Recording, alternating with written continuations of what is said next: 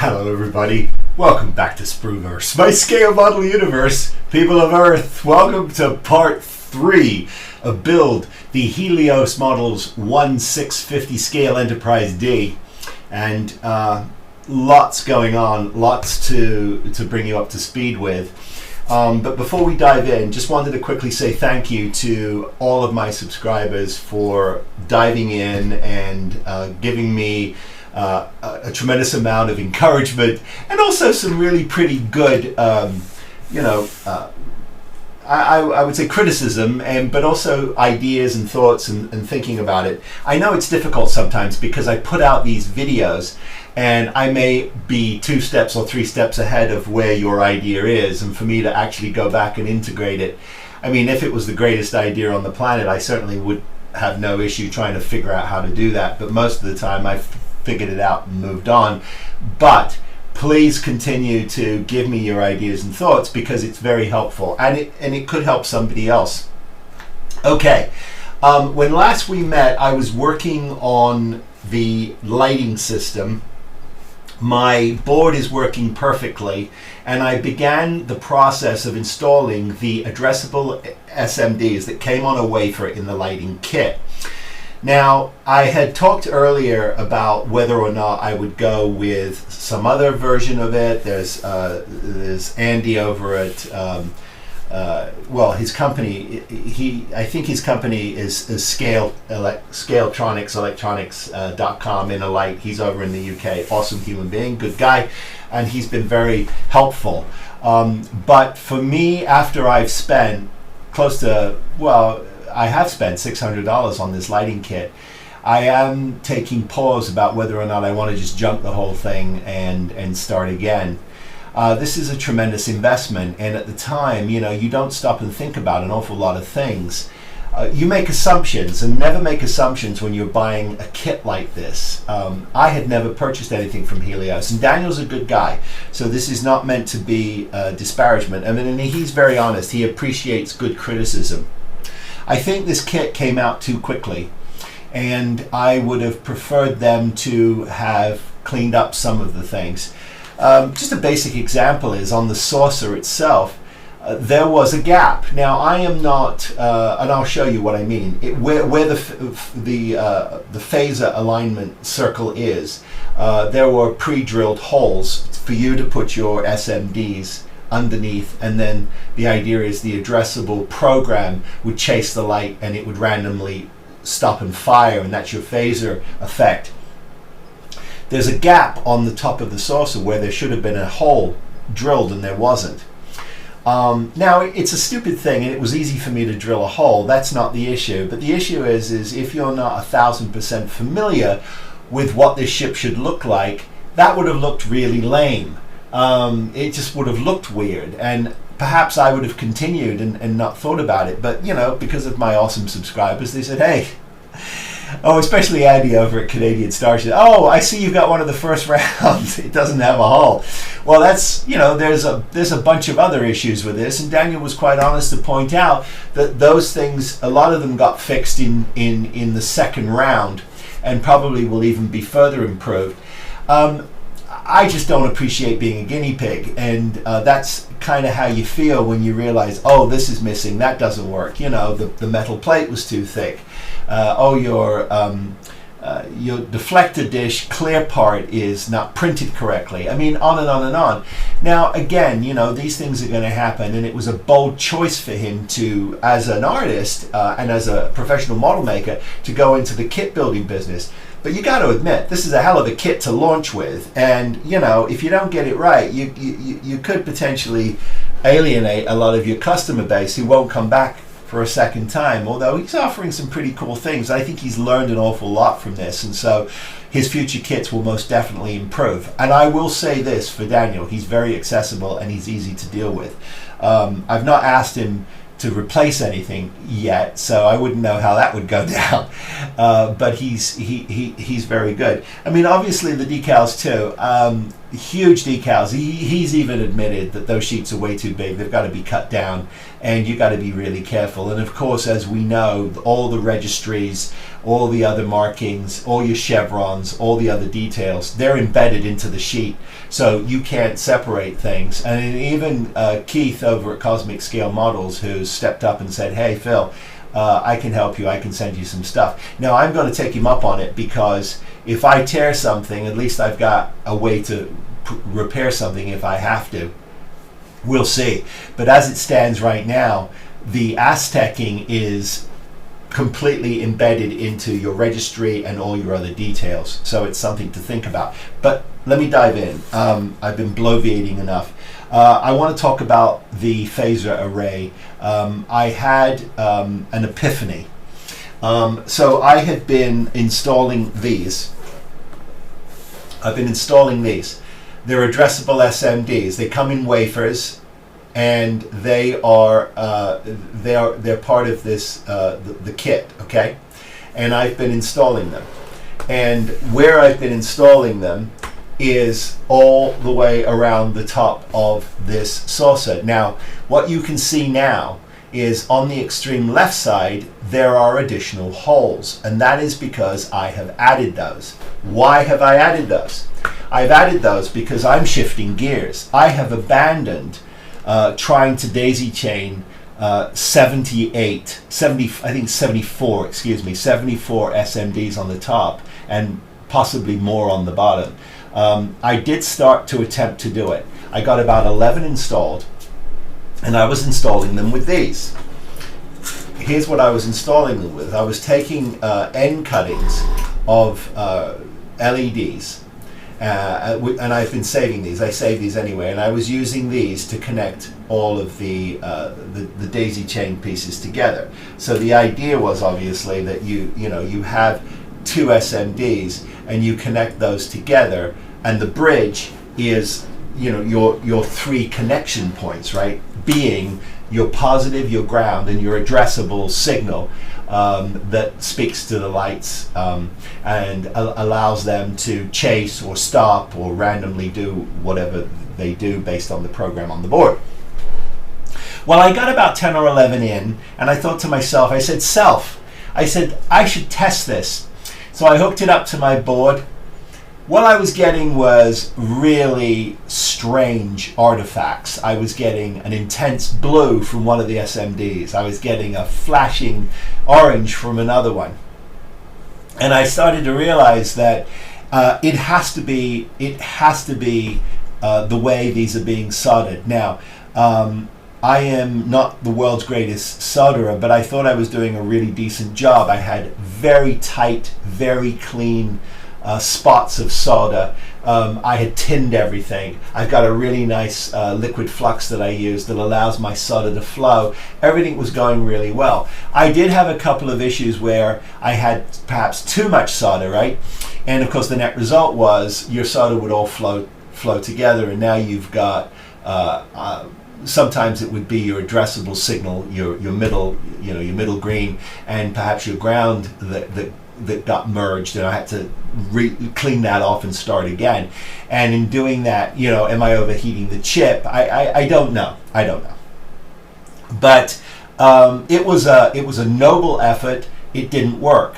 Now, what I did was I went out into the marketplace and I found some addressable SMD strip tape. Here's this. What you can't do, tragically and sadly, is you can't flex these into a half circle, which is why everybody who's using these has to stand them up. You got to stand them up. But there's plenty of light. And we'll talk about what my plan is going forward. But the point is I hooked this up to my board, and would you believe it? It works perfectly. It randomly chases. It will stop, do its thing. It speaks to my board beautifully. And curiously enough, Daniel said to me, well, don't do that, because oftentimes tape has an excessive amount of SMDs, and if you're not using the correct amount, you're going to need to reprogram this because it won't be able to fire them. And so I was concerned about that, but I thought to myself, why don't you just wire this up and see? And the result was perfection. Okay, and what I'm going to do is let me flip it over and tell you what my thought process is here. It may be a flawed process, but this is what I'm doing. So with my drill press, I have added a middle hole to every one of these holes. So where there was one, then the next one, I've added one in the middle. And my plan now is I'm going to drill all of these out, and then I'm then going to set this up to test it, to see how much light I have. Now there's plenty of space. There's plenty of space here between this SMD and the top of the saucer. So in other words, I can do this. It's just what I haven't figured out yet is how I'm going to stand these up. But that'll just be some simple stanchions. But when you come over here to the area that I've actually, well, we should probably do it this way because this is the way I'm going to start it. When you come over here, now I'll do it on the inside so you can see this. Yeah, let me go here. And get my hand out of the way. And what you'll see is that these SMDs they're lining up with these holes. Now I'm not worried about whether or not I'm exact. All I'm caring about is, will I get enough light through there? Will I get enough light? Now I will not know this until I've actually set something up temporarily and run the board and take a look and see what the effect is. So that's how I'm going to spend my day. I'm going to drill all these out because I have to, guys. I am not going to spend countless hours trying to figure out, okay, where's a bad connection, where's a good connection, and I do not have the ability to test these, even with continuity, unless they're powered up to the board. And there's no, that's it. You're sending a signal through the addressable SMD, and you're hoping it fires up. I know these do, and I know those didn't. That's what I know. So I'm going with what I know. But the point is there should be enough light as I run these around. I just have to get myself some sheet styrene and create myself, and I'll do it temporarily, a little channel for this to park in, just to test this. But this is a very important test because I need to see if I'm getting enough light through here, because if I'm not, the next step will be to with a little I have a Proxon jigsaw. And the next thing will be to do is just to chew these out very cleanly. It's a very fast, simple process. I don't need to grind them or anything. My Proxon jigsaw will make easy work of these, and I'll just go around and I'll make that channel. And now my clear part fits very nicely over it. And if there is, a chip or whatever that's a very easy fix for me with some light curing putty. But I'm pretty confident that I'm going to get enough light through these holes to sell this effect, because it's not a Christmas tree, and it shouldn't be so ridiculously bright. It should be a subtle effect. I like subtle effects. Now I want to see it visually. Don't get me wrong, but it's a subtle effect. Okay, so that is where I am. So I'm going to continue to get this. I'm going to get this on the drill press. I'm going to continue to get these out. Drill these out, and then I'm going to set this up for a light test with my board, and we'll take a look and see if we can see this effect. Okay, so that's interesting. I got a really good result. Couple of things I have to super tweak here.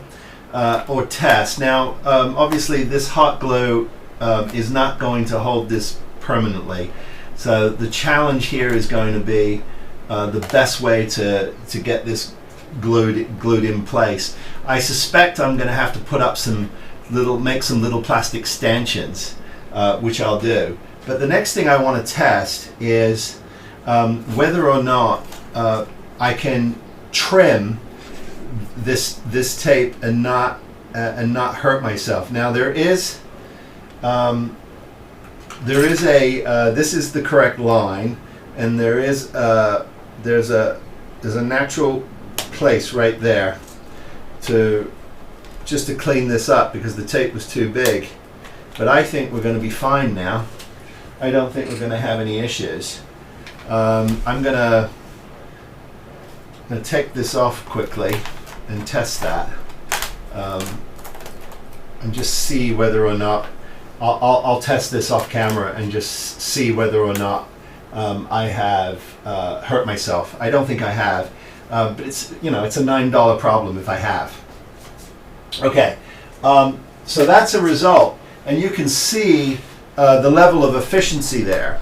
Now we do know, obviously, this hot glue is going to temporarily hold it, but it's not going to hold it permanently. So that's the next issue. There is one other issue that I want to go over with you. Sorry, I can't help myself. I'm a Virgo. Got to clean up as I go. Okay, stop. Okay, so let me show you something because it's interesting. So these holes.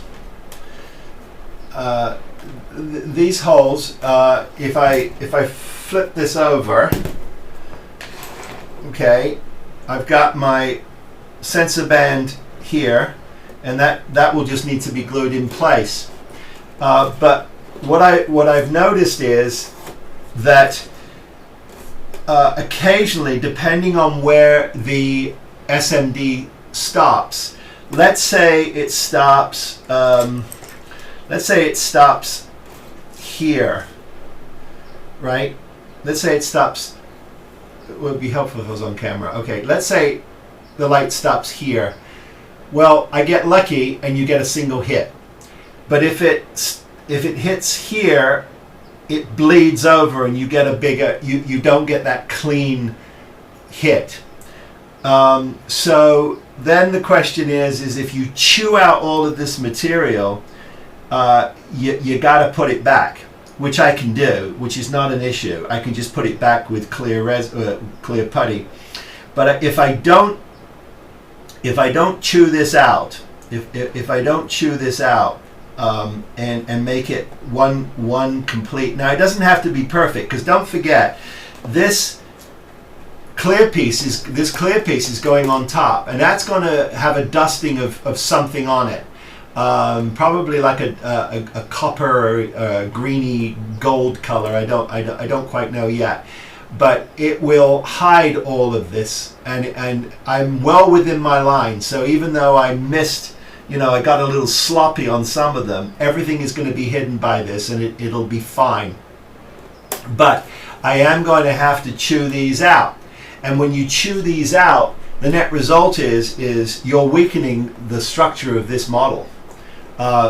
There's no question about it. There's nothing holding it. There's nothing holding it in place. You're literally cutting it into two pieces. So the only way to obfuscate that is to do a piece at a section at a time. Get it cut out, putty it, and then carry on. And what I obviously have to do is I just have to make sure I'm in my lines. So I'm looking at this, and as long as I'm in my lines, I'm not going to have an issue, and we'll be fine. I don't think I need to do anything else other than that, because it's only these little bridges, I would say, between the holes. Where those little seams. That's where I'm getting that light hit, and it doesn't like it, so it's giving me an overbleed, and I'm not getting that pinpoint phaser light that I want. But that is a result, and I am thrilled. So the worst is over in terms of should I or should I not do what I did, and the answer is yes. I should have done what I did, and I have no regrets, because there are better people than me out there who can not only tack down each one of those SMDs, but then you got to go ahead and connect them, and you got to hope that it fires up, because if it doesn't, that's hours of work for nothing. And I don't know a way to test as you go. Now, I don't know what it is, but for whatever reason, this board did not like that. Didn't like it at all. It likes the tape, but it does not like the individual pieces on the wafers.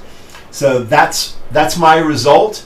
Your results may vary, but I can only report in on what I'm experiencing. Okay, very good.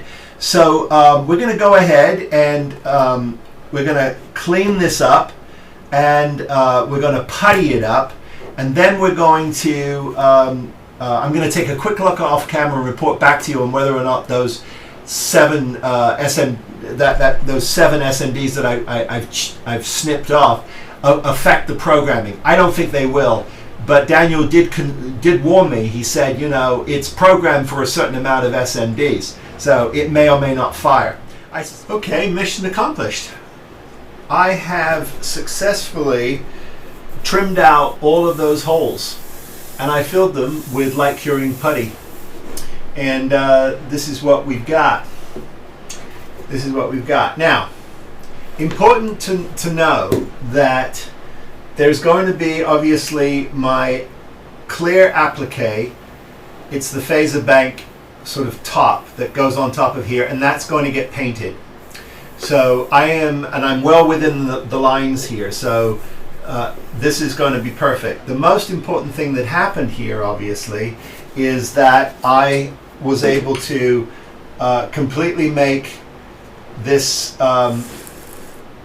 this so that you can see here. If I show you, so when this travels now, it travels completely. It's not interrupted at all. And I'll tell you, I think this is complete dumb luck. But I've tested it, and you get this wonderful, because of the jagged nature of the drill holes. I kid you not. You get this wonderful effect. It's almost like fire. It's not. It's hard to explain, but it looks more organic. It's very cool. I mean, not that you're going to see much of that, if anything at all, because it's going to be under the clear, your clear phaser bank piece. But that is a job well done, and I am thrilled I did it. And it's interesting. I resisted this like a dog. Resisted it. I did not want to do this. I thought, no, I'm going to daisy chain those SMDs together. And you know what? I was wrong. That was a mistake. In my opinion, that was not the way to go. But we are good to go now. So I am super happy with that. Obviously, I've got the bottom half of this saucer to do now.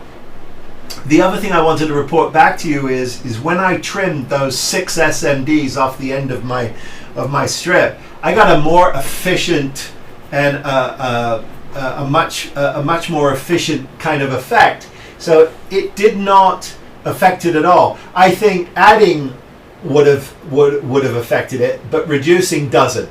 So if you're a little long, you can definitely trim those, and you're good to go. Now, the next hurdle I've got to get over is I've got to build myself this this. I guess what I'm calling it is like a support system for this tape. Now it's going to go most likely it will go on the inside of this because of the proximity to my windows here, unfortunately. So I am going to have to do make absolutely sure that I've got this light blocked completely. But I have a feeling once the clear piece is on top of this, and it's sealed down nicely, we should be in good shape. So I haven't figured out what I'm doing just yet.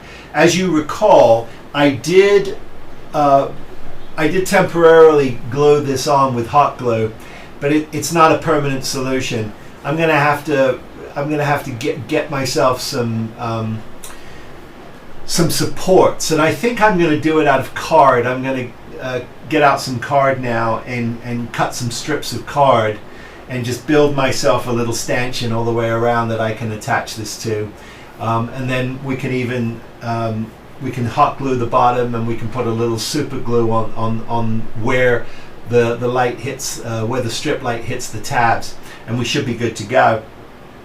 And then The next thing I've got to do is I've got a little bit of card I've got to add here to these pieces. If these should not be windows, they need to be blocked off. So I'm going to get a piece of plastic card and I'm going to actually get those sealed up now before I forget. And then obviously the top, I've got just a couple of more things to do.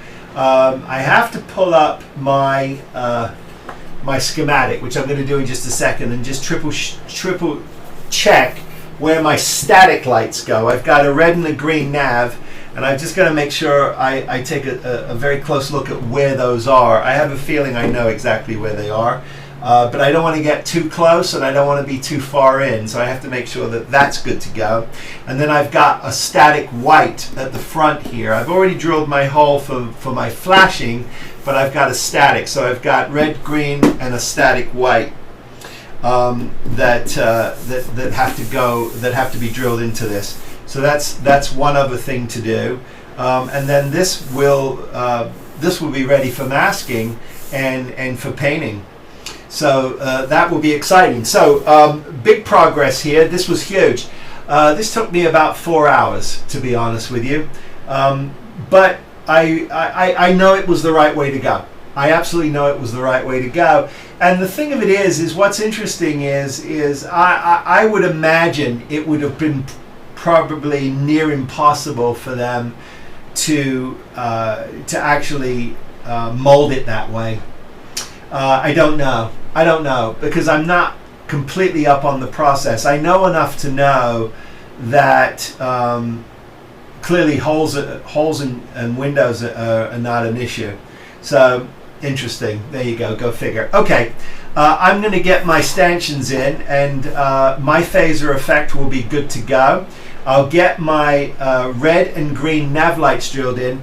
The issue I've got with my red and green is that there is a lip, and let me show you that.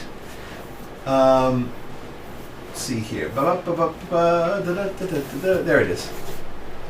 Yeah, just for example, I'll show you it here. So I've got this step right here that runs all the way along the top of the the edges. And so my bottom saucer sits in here beautifully. I mean, it does a really nice job sitting in there. But what that means is that when you flip it over and you look for where your nav lights are going to go, and I can clearly see where they're supposed to go. They have to come in a little bit. But I don't want to bring them in too far that it looks ridiculous. So I'm going to take a quick look at some reference photos of the actual filming miniature, and then we'll see what we can do to get as close as possible. But holy moly, what an awesome thing to have gotten accomplished, and to know that my phaser effect is working and working perfectly. Boy, what a relief. Listen, I'm sure there's a lot of talented guys out there and ladies who possibly can individually tap these SMDs down and then hook them up. I failed. Big F for me on that. But a big A+ for me on the recovery, so I'm pretty happy. Okay, here we are. We're back on the bench, and I wanted to sort of memorialize this is the lower part of the saucer, and what I'm doing to chew out all the holes that I thought I was going to put individual SMDs in, chew them out, and create a complete one complete circle here. Because what I have discovered is that the addressable SMD RGB strips that I'm using, they're not perfect. They won't perfectly align with the holes that I had, and so when I tested it, if I left the holes there, you get this artifact where the light is blocked, obviously, from the hole not being drilled out, and you get this shadow effect, and it does not look right. Whereas if you just completely chew this out and you give it a clear run, you get this lovely chase effect, and so that's why I've done it. Now, having said that, I have gone through various different processes and steps here, none of which are wrong, none of which are right, and all of them are a learning curve. So I've been learning as I go along. A couple of things I've discovered is this here is an alternative to the frozen version, and so I wanted to sort of show you both of these. This is the frozen version that I'm in love with, and if you take off the lid and you look at it, you see you have a sort of a clear gel, and it's a lot more paste-like. Whereas this, which is readily available now, has a very different look to it. Now, the thing about this paste is it's a lot more gritty, and it's not as easy to apply. Now, I suppose you could try to warm it up and get it to be a little more runny, but I don't see any reason to, because it's working quite well. I've gone through an entire jug of it, and tin of it, I should say, and I might have just about enough to finish the lower saucer, and then I'm pretty much done with needing this. However, I have ordered some more. It's not cheap. It's $25 for a 50-gram can, but it's certainly a lot cheaper than caviar in the same can. Okay. So what I have learned is that the 3M clear tape does a really good job of keeping a smooth surface, which means you don't have to sand this if you putty it. If you tape it from the top like this, tape over your gouge, make sure it's down nice and flush, flip it over, and then you find your place here, and here's mine, and I'm using an number 18 X-Acto chisel blade, and I'm pushing the resin paste into this gap like this.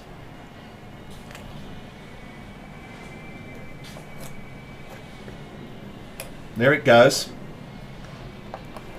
And what you'll discover is it goes in quite well. Goes in quite well. Now, I'm using quite a bit of it, which is why I stopped. I tried it on the bottom to keep it all consistent. I've only used this. And I have to say, there's a couple of pros to this that outweigh the cons of the frozen, even though I still love my frozen. Don't get me wrong, but since we are a bit of a test kitchen here, I did want to share with you my thoughts on the results of using this.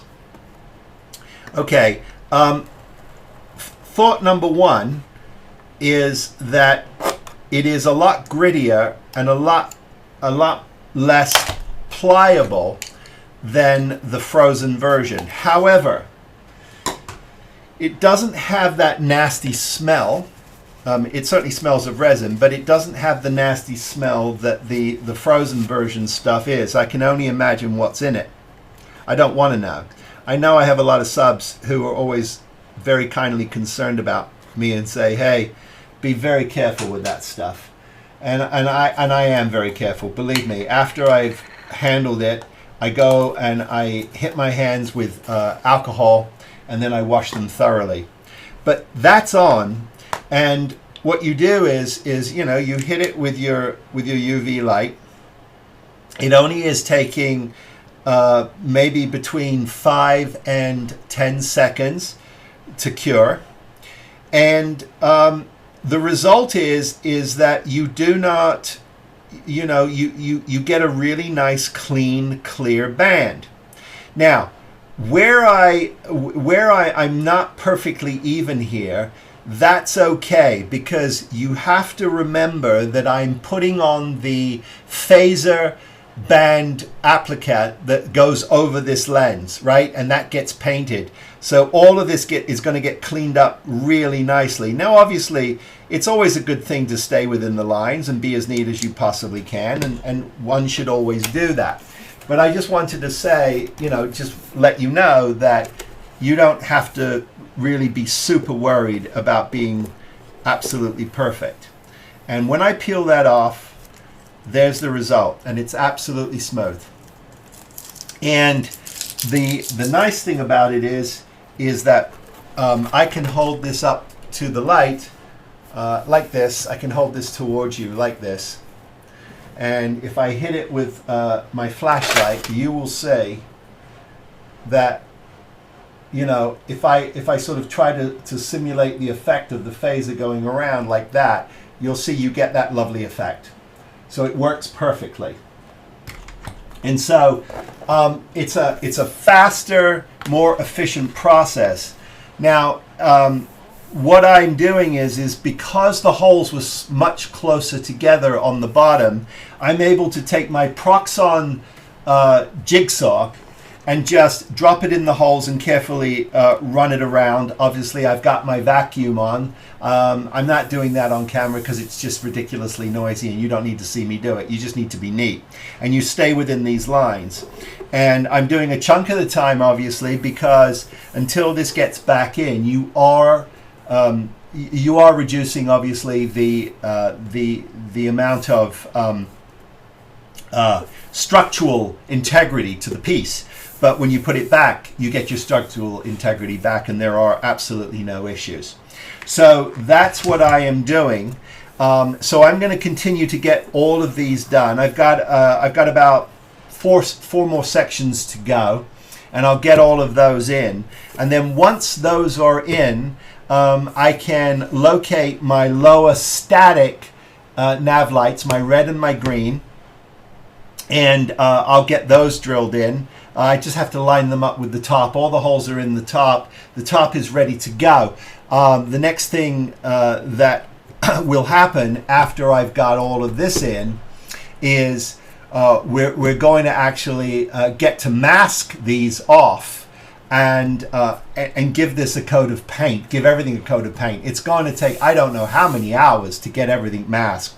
But once this gets a coat of paint on it, it should look pretty cool. But it's going to get sanded down a couple of times before it goes to paint.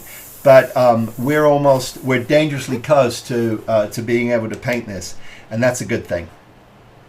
Okay, so just wanted to memorialize that and show you that process because I know it's important. And I do know I've gone through a bunch of, oh, use this, oh, use that. But I assure you that at the conclusion of this particular update, I will refresh and go through all of the various different resins I've used and give them all a grade and give you the choice to decide what you want to use if you're building this, or even if you want to use these putties for other applications in your in your modeling, because you certainly can, especially if you're dealing with garage kits or resin kits. They are really something you should have in your arsenal. Okay. So interestingly enough, there's a whole bunch going on, and I don't know how much of it I'm going to be able to cover, because if I just start spewing out a whole bunch of stuff, I'm not building, I'm just talking, and that doesn't appeal to a lot of people. But if you're building this, or you're going to build this, I think it's valuable to you. To everybody else, it might be a snooze fest, but hey, we continue. So what I have here is it's a schematic that was done for the, and this is the Enterprise D round 2, the 1/400 scale plan for lights. But it's very helpful to me because it does show you where flashing lights are and where static navigation lights are on this kit. Now, depending on what version you're doing of it, you can knock yourself out. But this does show a red and a green static beacon or navigation lights on the rear of this ship. So I put mine in. Now, according to Folk, and of course to Daniel, this got left out of the first round, and I was the first round, so the sucker never got my grooves in. I had to gouge mine in myself, and I've put in some 1.8 LEDs, and I've smoothed those over, And the net result is we have this. So let me show you this. So here's what I've done. This one is just it's a little proud, and I still need to clean it up. This is just sort of roughed in. What we did to get these sealed in here, and everything that is static, there's a lot of things that can get tied off onto one line and then go down the pole, but there are some that can't, simply because the way this board is set up, there is something called startup mode. There's on and off, and then there's startup mode. And if you do startup mode, everything starts to come on slowly with the music. It's pretty cool. I've done a little test of it, and it works beautifully. But in that mode, all the navigation lights come on differently. So if you tie everything together, you lose that effect. Now, maybe a lot of you don't care. Maybe I don't care. But I don't know. I don't know if I care or I don't care, to be honest with you. But I just wanted to show you this to memorialize what I've done. So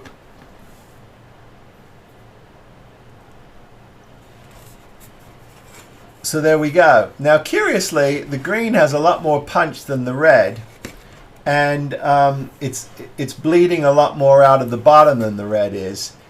But fear not, that will all work itself out once we get paint on here and this gets cleaned up.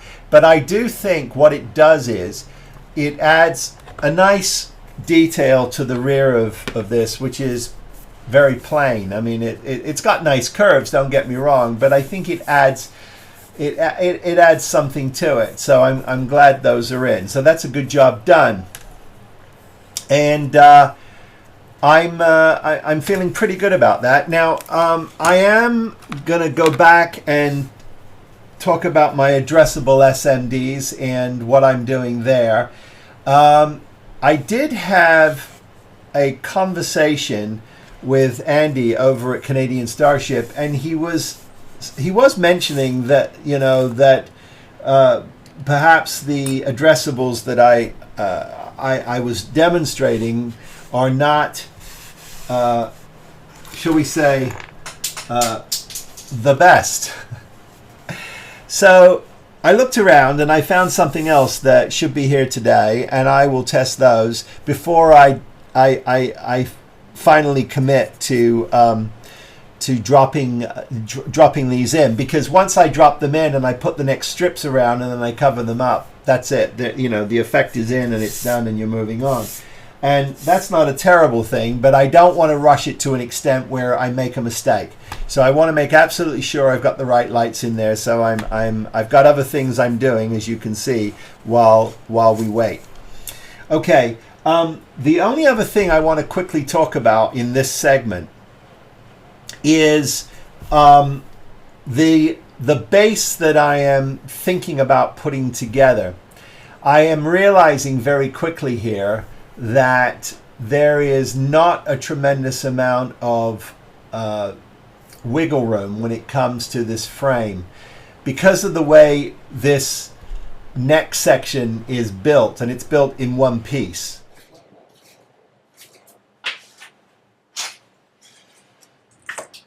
So here's the neck section, and I need to drill in my phaser array, which I will do. But yeah, it's in a very tight position. I'm just realizing that. Okay, so here's the neck. It's one solid piece, which is great news. It's great news that you don't have to worry about whether or not. I mean, that's solid. It's well made. Don't get me wrong. However, what it means is that this, which comes with the kit, right? It's a resin piece and it's sort of light. The way this works is this piece, the only way in, it can't go this way. It can't go this way. The only way this goes in is underneath, which is okay. And what I've done is I have sat it down on my base. let me pull that over here actually. I mean, if we're going to get show and telly, let's get show and telly.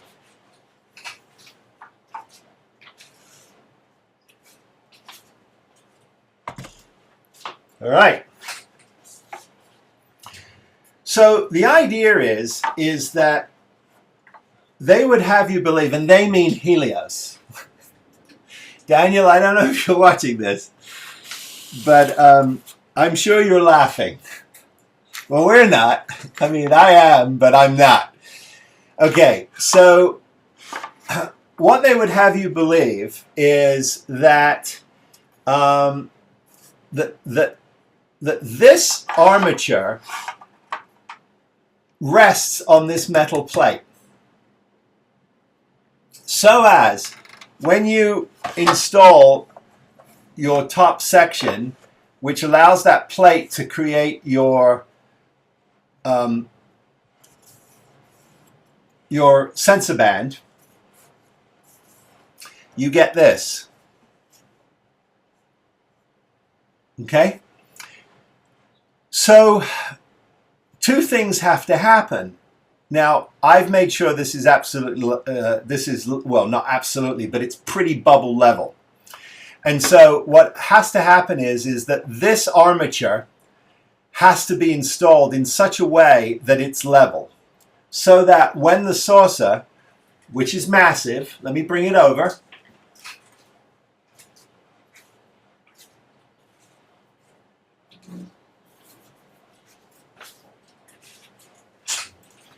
when this saucer sits on top here, when it sits on top here,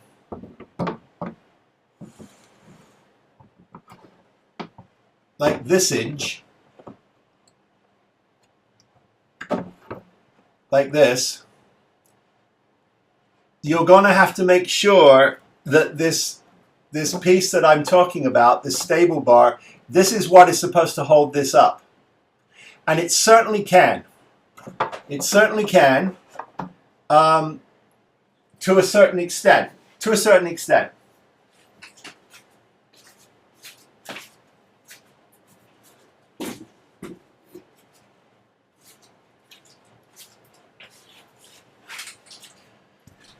So, in thinking about what a base has to look like,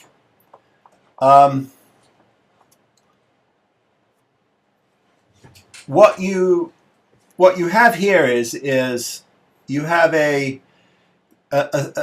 in standard imperial system, you've got a 3/4 inch pipe, not 1 inch. It's 3/4 inch, and it fits absolutely perfectly into the hole that was provided. This armature would have to, if you were to permanently attach it, and that is the plan, if you go this route, you would put this over here. You would be attaching this piece to the plate, like so. Now, you would do that obviously with epoxy resin, and I believe you can certainly do that.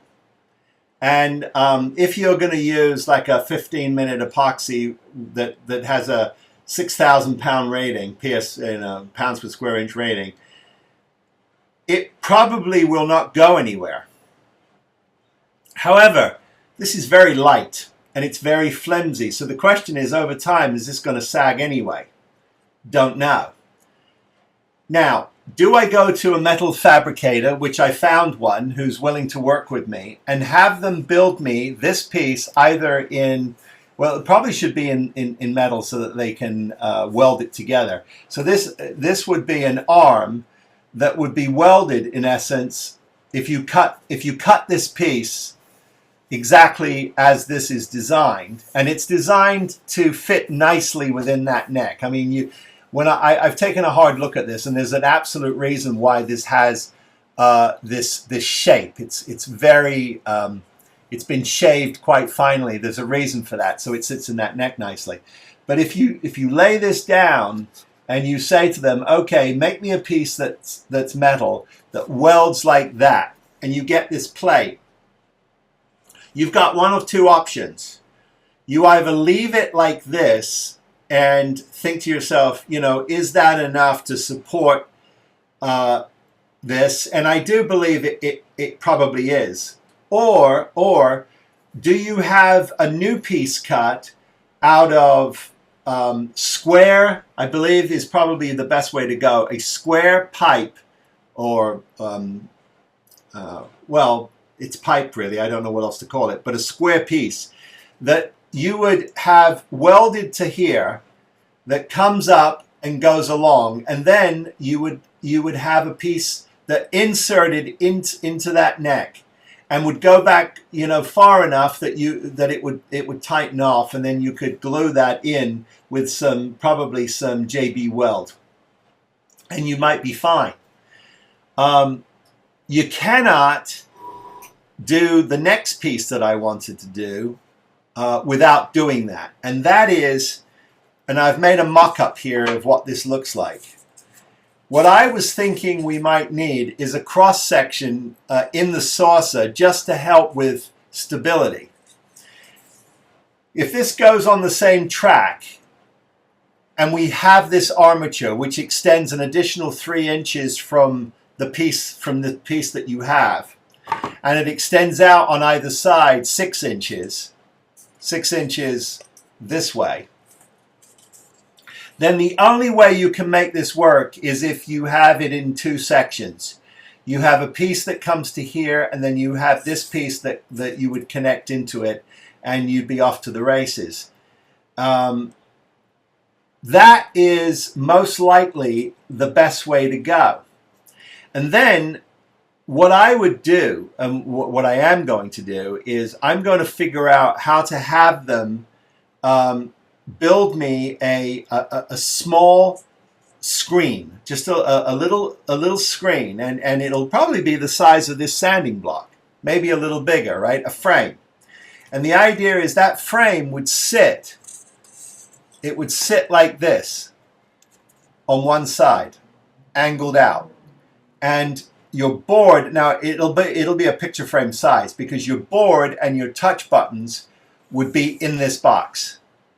And that would go into here. So the only thing that is coming out the bottom of this is power.